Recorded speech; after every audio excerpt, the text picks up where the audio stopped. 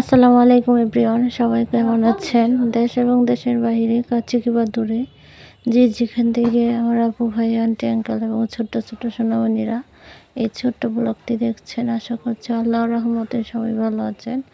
আর আজকে হচ্ছে আপনাদের জন্য সেলাইয়ের ভিডিও নিয়ে চলে আসলাম। আপনারা এই ভিডিওটা দেখবেন, তারা উপকৃত হবেন।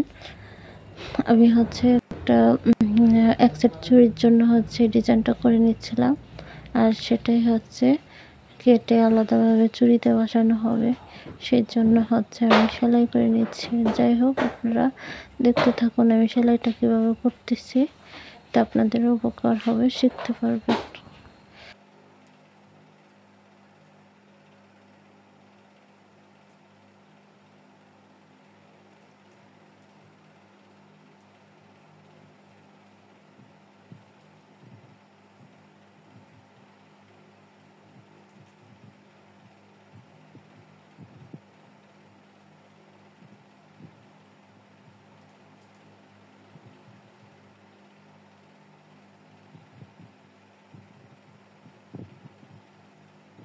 এখানে 3টা সুই ইউজ করতেছি। একটা সুইয়ের মাথায় হচ্ছে সুতা, আর বাকি 2টা সুই হচ্ছে মানে সেলাইটা যতটুকু পরিমাণ মোটা রাখবো, মানে পাপড়িগুলো যতটুকু মোটা রাখবো ততটুকু অনুসারী হচ্ছে সুইগুলো নিয়েছি। তার মানে 3টা সুইয়ের পাপড়িটা হচ্ছে এরকম হবে, পারফেক্ট একটা পাপড়ি।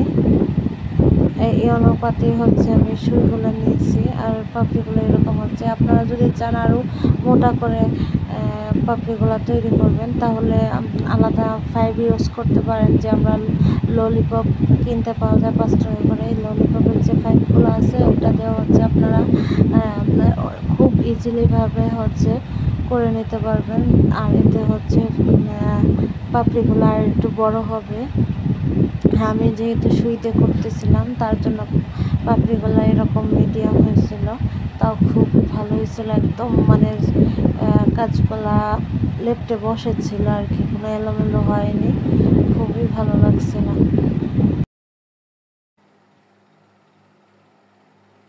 এই সেলাই স্টাইলটা দিয়ে যদি কোনো কাজ করা হয় তাহলে খুব সুন্দর লাগে। আর জামাতে করলে হচ্ছে ফুলগুলো একদম ফুটে থাকে। যে কোনো জিনিসে হচ্ছে কাজটা দিয়ে করলে অনেক ভালো লাগে আর কি।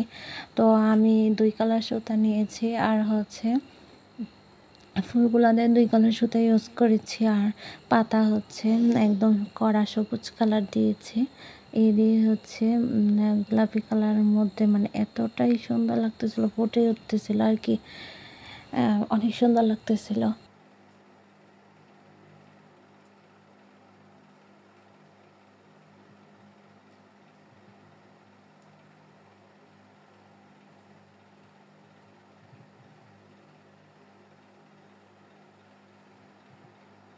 এখানে হচ্ছে আমি শুয়ে যে সুতাটা ইউজ করতেছি, খুবই কম সুতা ছিল, যার জন্য হচ্ছে মানে একটু কষ্ট হচ্ছিল যে সেলাইগুলা তুলতে।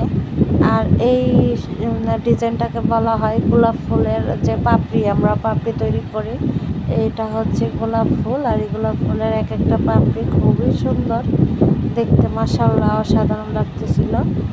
আর এই কাজটাতে আমি প্রত্যেকটা চুড়ির জন্য ডিজাইন তৈরি করে নিচ্ছি, কারণ হচ্ছে এই কাজটা খুবই ভালো লাগছে আমার কাছে।